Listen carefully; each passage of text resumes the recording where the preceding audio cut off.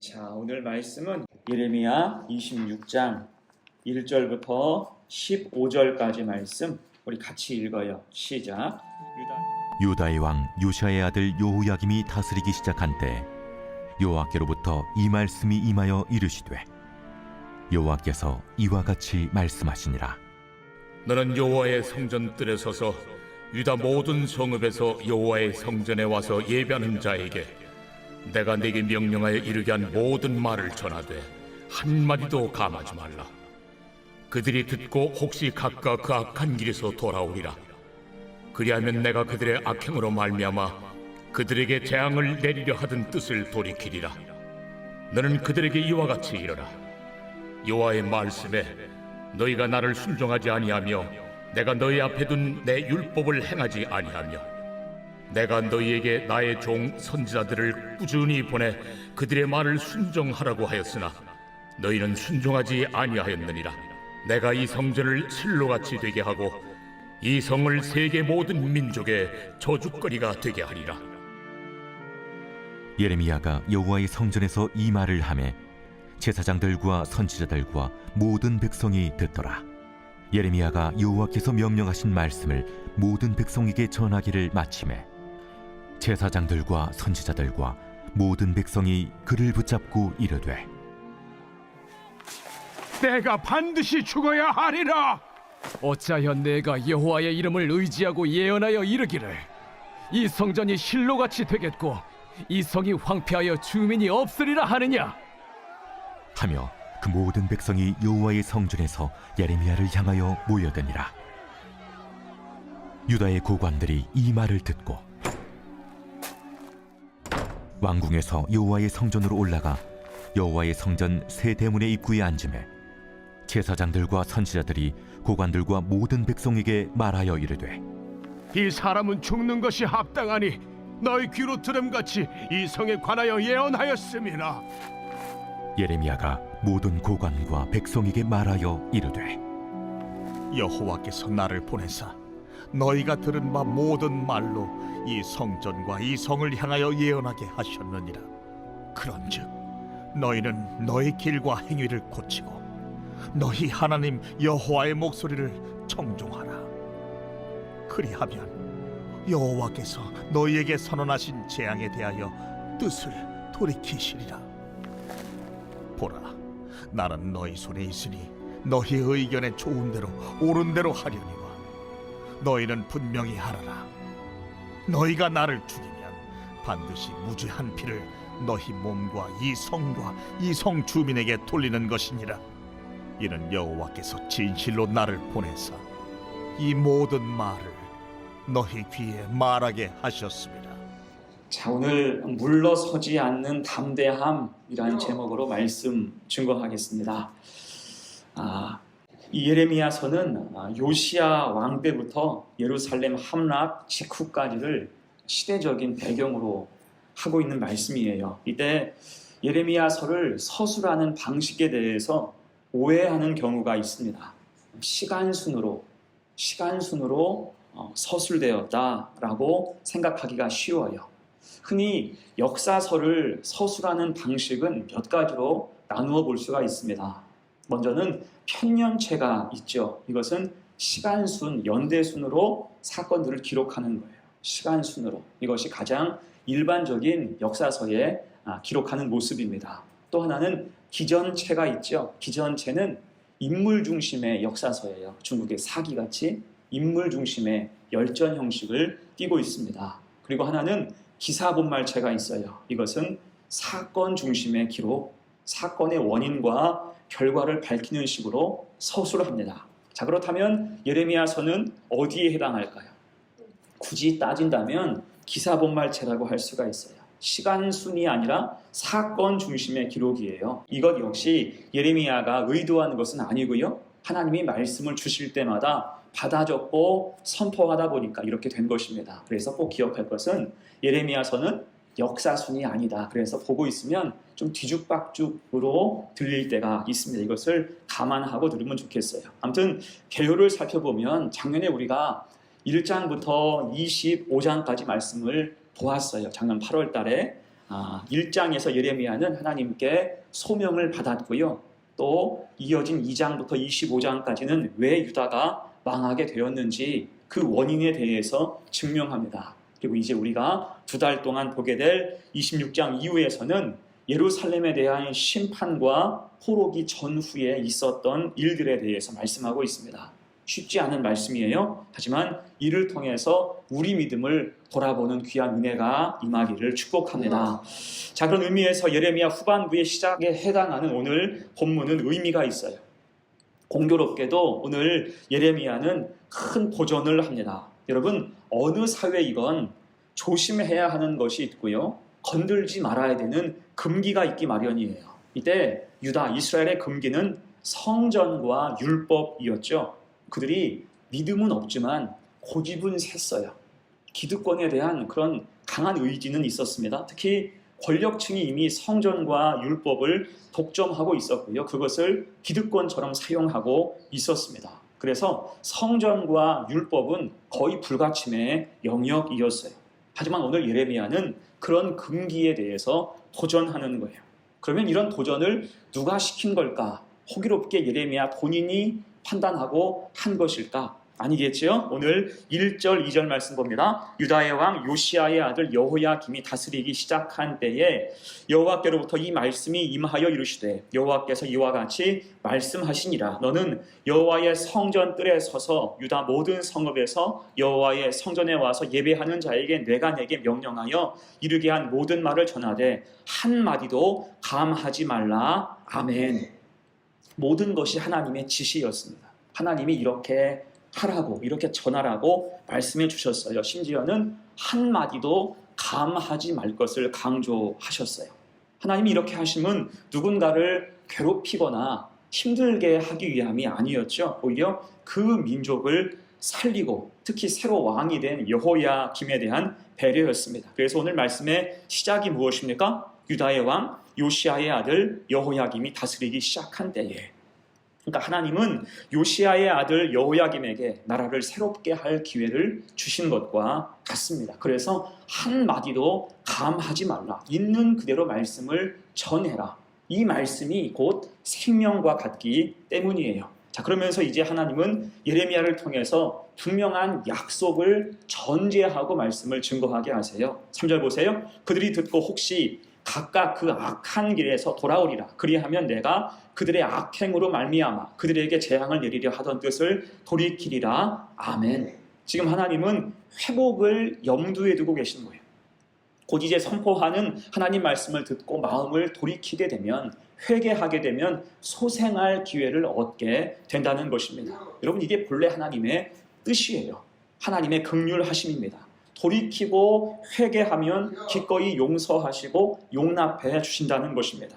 여러분, 그래서 아무리 죄 가운데 있는 사람이라 할지라도 하나님 말씀을 듣고 돌이킬 수만 있다면 그 누구라도 아직 가능성이 있는 줄로 믿습니다. 자, 아무튼 이렇게 예레미야는 하나님께 말씀을 받아서 그 민족의 소생과 구원을 목적으로 말씀을 선포했어요. 이때 그 선포하는 말씀의 핵심과 교훈이 무엇일까? 오늘 두 가지로 생각을 해봅니다. 첫 번째, 신앙의 중심이 하나님께 있어야 한다는 거예요. 신앙의 중심이 누구에게? 하나님께 있어야 된다. 제가 조금 전에도 말했듯이 하나님은 회복을 전제하세요. 그러면 그냥 무턱대고 회복만 시켜주실까요? 아니겠죠. 회복으로 가는 과정이 중요해요. 회복으로 가는 과정, 선결 과제가 무엇일까요? 그것은 죄를 깨달아 아는 거죠. 이것은 성경 여러 곳에서 볼 수 있는 동일한 패턴입니다. 얼마 전 우리가 그 주일날 보았던 기드온 스토리도 그렇죠. 미디안의 압제가 심각할 때 하나님은 기드온을 부르셔서 그 민족을 구원케 하셨습니다. 하지만 그 전에 하신 일이 무엇입니까? 한 선지자를 부르셔서 그들이 미디안의 압제를 받게 된 이유를 알아듣게 설명을 해주세요. 그 일을 듣고 회개하게 하신 거예요. 곧 회복의 시작은 죄의 인정과 고백이래요. 덮어놓고 회복이 아니에요. 죄에 대한 인정과 고백이 있은 후에 하나님은 회복시켜 주시는 줄로 믿습니다. 그런 면에서 오늘 예레미야 선포를 보세요. 같은 패턴으로 흘러갑니다. 4절로 6절 말씀, 너는 그들에게 이와 같이 이르라. 여호와의 말씀에 너희가 나를 순종하지 아니하며 내가 너희 앞에 둔 내 율법을 행하지 아니하며 내가 너희에게 나의 종 선지자들을 꾸준히 보내 그들의 말을 순종하라고 하였으나 너희는 순종하지 아니하였느니라. 내가 이 성전을 실로같이 되게 하고 이 성을 세계 모든 민족의 저주거리가 되게 하리라 하셨느니라. 아멘. 한마디로 말하면 너희의 불순종과 죄를 인정하라는 거예요. 이때 그들이 보인 불순종의 특징이 무엇입니까? 지금껏 하신 하나님 말씀을 듣지 않았고 순종하지 않았고 하나님이 보내신 선지자들을 무시하고 멸시했습니다. 물론 그들의 종교 생활은 대단히 멀쩡했어요.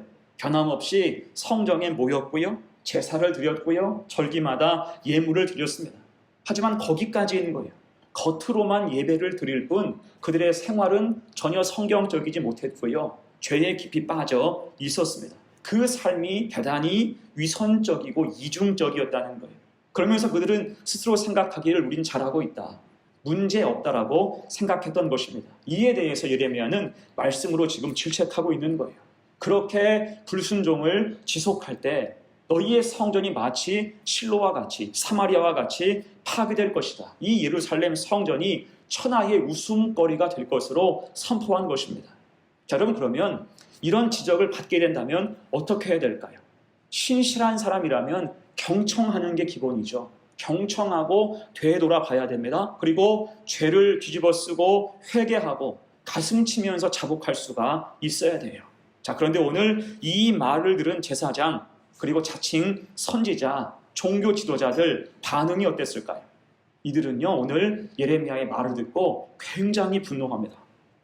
반성과 회개는커녕 분노해요.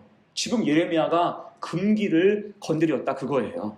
감히 성전이 무너진다 망발을 했다는 것입니다. 그래서 즉시 그를 고발하고 협박하고 굉장히 거칠게 몰고 가요. 8절 9절 보세요. 예레미야가 여호와께서 명령하신 말씀을 모든 백성에게 전하기를 마침에 제사장들과 선지자들과 모든 백성이 그를 붙잡고 이르되 내가 반드시 죽어야 하리라. 어찌하여 내가 여호와의 이름을 의지하고 예언하여 이르기를 이 성전이 실로같이 되겠고 이 성이 황폐하여 주민이 없으리라 하느냐 하며 그 모든 백성이 여호와의 성전에서 예레미야를 향하여 모여드니라. 핵심이 무엇입니까? 반드시 죽어야 하리라. 지금 정죄할 작정을 하고 있는 거예요. 그들이 너는 죽어야 된다라고 말하는 이유가 뭐냐면 근거가 율법에 있어요. 율법 레위기 24장에 이런 말씀이 있습니다. 앞에 스크린 보면 말씀 나와 있어요. 너는 이스라엘 자손에게 말하여 이르라. 누구든지 그의 하나님을 저주하면 죄를 감당할 것이요 여호와의 이름을 모독하면 그를 반드시 죽일지니 온 회중이 돌로 그를 칠 것이니라. 거류민이든지 본토인든지 여호와 이름을 모독하면 그를 죽일지니라. 아멘. 지금 제사장, 서기관 그런 사람들이 예레미야를 죽이고 싶은, 죽일 수 있는 근거라고 꼽는 것이 이 말씀인 거예요. 예레미야가 이 말씀에 대해서 위배했으니 예레미야는 여호와의 이름을 모독하고 성전을 기방했다라고 지금 주장하고 있는 것입니다. 하지만 여러분, 실제 예레미야가 하나님을 저주하고 있습니까?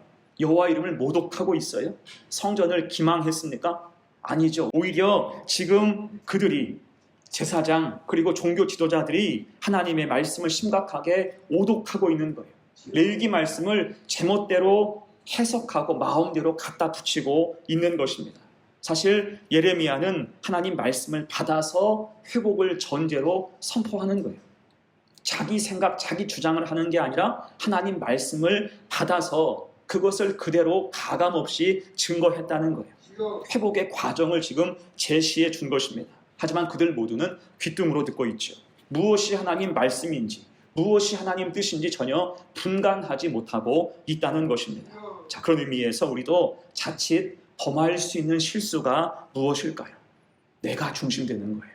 여러분, 신앙의 중심은 나입니까? 내가 신앙의 중심일까요? 여러분, 하나님이 중심이 될 때는 회개가 가능해요. 하나님이 내 안에 좌정하고 다스리시고 중심이 되어 주실 때는 여러분, 말씀이 내 속에 임하면 회개하게 되어 있어요. 내가 못 보던 죄가 드러나고 그 앞에서 회개할 수밖에 없다는 것입니다. 그런데 내가 중심이 될 때는 어때요? 회개가 사라지는 거예요. 내가 중심되니까. 뭐가 문제가 있어? 내가 생각할 땐 내가 합리적이고 가장 옳은 것 같으니까 회개로 더 이상 나아갈 수가 없고 교만한 생각과 고집스러운 신념을 고수할 수밖에 없습니다. 그럴수록 하나님의 뜻에서 멀어지고 타락할 수밖에 없다는 거예요. 여러분, 그래서 오늘 이 새벽에 꼭 기억할 것, 신앙은 내 중심이 아니라 철저히 누구 중심이다? 하나님 중심이다. 하나님 중심이어야 할 줄로 믿습니다. 그래야 온전해져요. 이를 잘 기억해서 하나님 중심의 신앙, 회복의 전제와 과정을 잘 이행해서 온전한 믿음으로 성숙해가는 우리 성도들 되시기를 간절히 축원합니다. 아멘. 두 번째예요. 말씀의 교훈과 핵심 두 번째, 어느 순간이든 담대하라는 것입니다. 자, 이제 말씀을 전한 예레미야가 끌려갑니다. 그러니까 최초 예레미야는 여호와의 성전 뜰에 서서 말씀을 증거했어요. 그 시간에 성전에 모여드는 사람이 있으니까 그들에게 진짜 하나님 뜻이 무엇인지를 알려주기 위해서 성전 뜰 안에서 말씀을 선포했습니다. 성전 지상주의, 제사 지상주의가 전부가 아니라 온전히 하나님 앞에 바로 설 것을 선포한 것입니다. 하지만 이제는 옳은 말을 했다고, 하나님 뜻을 선포했다고 끌려가서 여호와의 성전 새 대문 입구에 서게 됐어요. 그러니까 수많은 반대자들이 가득한 곳으로 끌려간 거예요. 구경거리가 된 것입니다. 생각만 해도 위축되지요. 나를 지지하지 않는 사람, 나를 싫어하고 미워하는 사람 앞에 끌려갔습니다. 얼마나 그 마음이 위축될까요? 또 여차하면 돌이 날아올 수 있어요. 돌로 때려 죽이라고 했으니까 돌이 날아올 수도 있는 그러한 형편이었습니다. 하지만 이때 예레미야가 어떻게 합니까? 굉장히 담대해요. 12절, 13절 보세요. 예레미야가 모든 고관과 백성에게 말하여 이르되 여호와께서 나를 보내사 너희가 들은 바 모든 말로 이 성전과 이 성을 향하여 예언하게 하셨느니라. 그런즉 너희는 너희 길과 행위를 고치고 너희 하나님 여호와의 목소리를 청종하라. 그리하면 여호와께서 너희에게 선언하신 재앙에 대하여 뜻을 돌이키시리라. 아멘. 어떻습니까? 예레미야는 물러서지 않아요. 지금 사람으로 겁박하고 있지만 거기에 쫄지 않고 물러서지 않습니다. 대신 다시 강조하는 것. 너희는 너희의 길과 행위를 고치고 너희 하나님 여호와의 목소리를 청종하라. 더 큰 소리로 선포하는 것입니다. 왜요? 이 말씀은 아까도 이야기했듯이 예레미야 본인의 사견, 주장이 아니라 하나님께서 주신 말씀이었기 때문이에요. 특히 하나님은 한마디도 감하지 말 것을 강조하셨죠. 이때 예레미야는 그래서 마치 제사장과 서기관 앞에서 선포했던 베드로의 심정처럼 담대함을 가지고 이야기할 수가 있었습니다. 사도행전 4장 19절 말씀 같이 읽어요. 시작. 하나님 앞에서 너희의 말을 듣는 것이 하나님 말씀을 듣는 것보다 옳은가 판단하라. 아멘. 하나님 말씀이 그 속에 있으니까 담대할 수 있지요. 자, 더 나아가서 예레미야는 백장으로 말을 해요. 14절, 15절 말씀 같이 읽어요. 시작. 보라, 나는 너희 손에 있으니 너희 의견에 좋은 대로 옳은 대로 하려니와 너희는 분명히 알아라. 너희가 나를 죽이면 반드시 무죄한 피를 너희 몸과 이 성과 이 성 주민에게 돌리는 것이니라. 이는 여호와께서 진실로 나를 보내사 이 모든 말을 너희 귀에 말하게 하셨음이라. 아멘. 마음대로 해보라는 거예요. 죽이고 싶으면 죽이라는 거예요. 너희에게 권력이 있으므로 죽이고 싶으면 얼마든지 죽여보라는 거예요. 다만 뒷감당은 할 각오를 해라.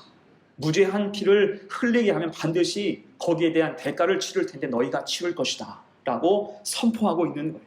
여러분 어떻습니까? 어쩜 이렇게 담대할 수가 있을까요?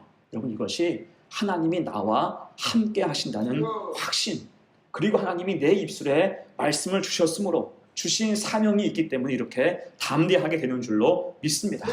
이에 예레미야는 목숨 걸고 진리를 선포하는 거예요. 그만큼 진리에 대한 확신이 있었고 예루살렘에 대한 사랑, 유대인에 대한 애달픔이 그 속에 가득했던 것입니다. 자, 우리에게도 이런 담대함이 있기를 축복합니다. 우리도 때로는 살면서 위축될 때가 있어요.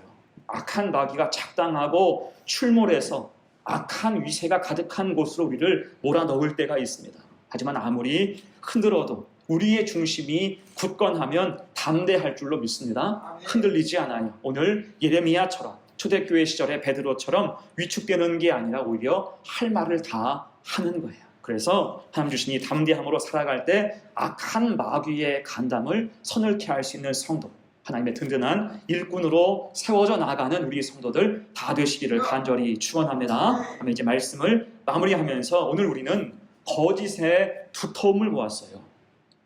거짓이 얼마나 두터운지. 하나님은 이스라엘 민족을 다시 회복하기를 원하셨지요. 이게 그들의 문제를 지적하시면서 죄의 고백, 다시 기회를 주시는 거예요. 여기에서 돌이키면 회복이 있고 심판이 경감될 것이다 전제하셨어요. 하지만 유대의 종교인들이 가진 불신앙의 장벽은 너무나도 두꺼웠죠. 그래서 불순종도 모자라서 선지자를 학대하고 예레미야를 법정에 세우고 공공연히 죽일 것을 천명했습니다. 이것만 보아도 이 사람들이 얼마나 제정신이 아닌지, 얼마나 교만한지, 진리에서 떠나 있는지를 알 수가 있습니다. 하지만 그 앞에서 예레미야는 어땠습니까? 담대했어요. 왜요? 그의 신앙의 중심에는 누가 계시니까? 하나님이 계시니까. 그래서 우리의 중심도 늘 하나님 중심으로, 말씀 중심, 믿음 중심으로 살기를 축복합니다. 하나님이 그 입술에 말씀을 주셨어요. 말씀을 주시면서 감하지 말라 하셨죠. 그러니까 담대할 수 있는 거예요. 내 속에 하나님 말씀이 있으면 어느 자리에서건 우리가 담대할 줄로 믿습니다. 마지막으로 요한복음 16장 33절이에요. 자, 스크린 보고 같이 읽어요. 시작. 세상에서는 너희가 환난을 당하나 담대하라. 내가 세상을 이기었노라. 아멘. 환난 많은 세상이지만 담대할 수 있어요. 우리 힘으로 담대하는 것이 아니라 주님 나와 함께 하실 때, 내 중심에 하나님 함께 하실 때 우리는 담대하고 세상을 이길 줄로 믿습니다. 이 믿음을 가지고, 담대함을 가지고 진리 안에서 자유를 누리면서 주신 사명 잘 감당한 우리 성도들, 이번 7월에도 믿음을 가지고 승리를 맛보는 거룩한 성도가 다 되시기를 간절히 축원합니다. 아멘. 기도합니다.